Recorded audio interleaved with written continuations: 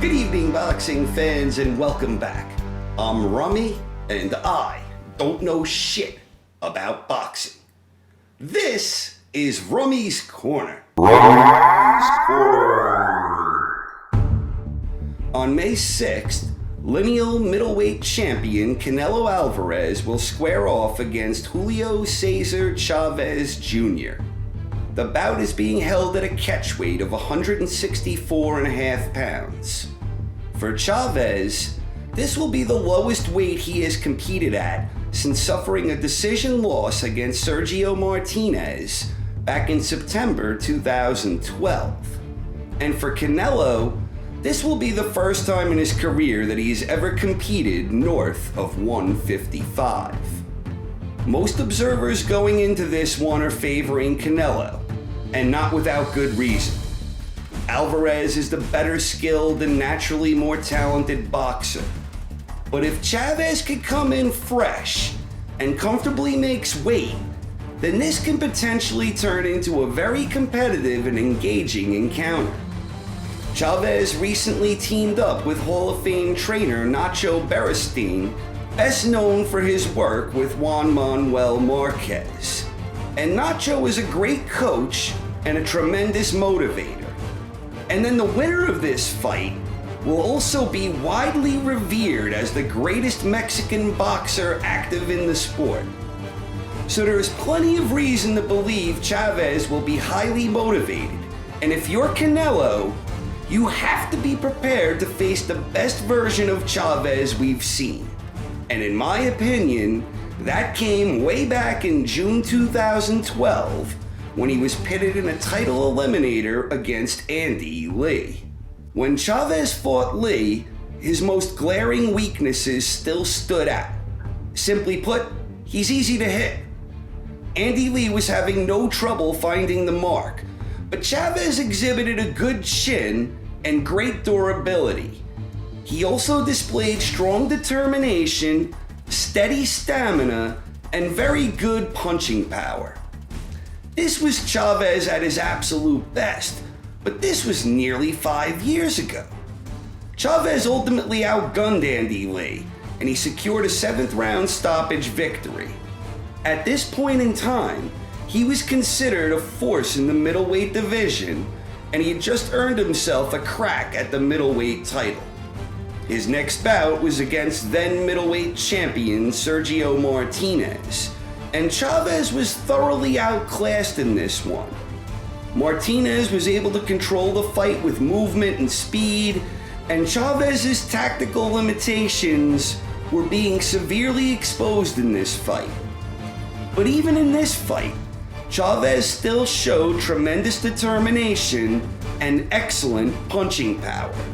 In fact, this blend of power and determination nearly bailed him out, as he dropped Martinez and had him badly hurt and on the verge of a knockout in the 12th and final round. But Martinez bravely made it on and somehow survived until the final bell, and Chavez's would-be last-minute heroics fell short.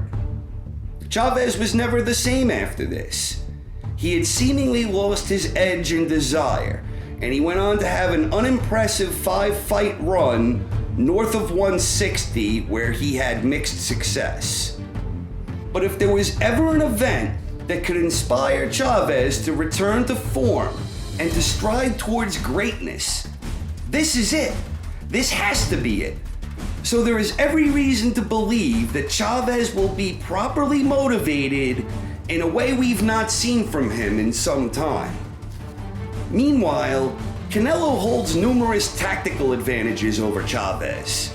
Canelo is faster and more athletic, he has better punching technique, and he's better at putting his punches together. Canelo is an outstanding counter-puncher with excellent defensive technique, and he has shown an ability to excel whether he's boxing patiently or slugging it out. Canelo also has a lot more big fight experience, and with that, he has beaten a lot of great names that trump anything Chavez has ever accomplished. But if Chavez handles the weight, and if he has an appetite for career redemption, What can potentially make this fight interesting is the advantages that Chavez holds in terms of size and strength. Canelo has never fought anyone north of 155, and his last 3 opponents have all been naturally smaller than him.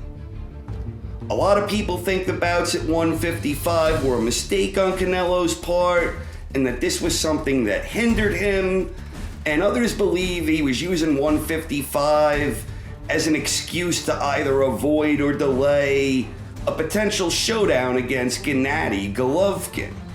So perhaps maybe the higher weight could even possibly benefit Canelo in some way. But the fact remains, Canelo has never fought north of 155, and Chavez, when he was at his very best, was a tough fight for anyone south of 160 when he was in top form. His determination, his punching power, his durability, and his stamina, these are the things that enabled him to defeat an excellent boxer like Andy Lee. And those very same traits almost saw him score a dramatic come-from-behind victory against a highly regarded middleweight champion, Sergio Martinez, who was widely viewed as an elite pound-for-pound talent at this time. So it will be very interesting to see if and how Chavez might be able to test Canelo with these key advantages he holds going in. Personally, I think Chavez is game. I think he's a live underdog, and I think this fight is going to be much better and more competitive than most people are anticipating. But that said, I still think Canelo's superior skills will win the day against his biggest foe to date. So I like Canelo Alvarez by a close but unanimous decision against Julio Cesar Chavez Jr. But then again, I don't know shit about boxing. Whatever happens, I hope we get a good fight, and may the best man win.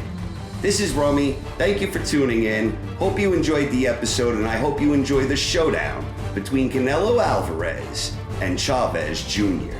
Enjoy, everyone, and have a good night.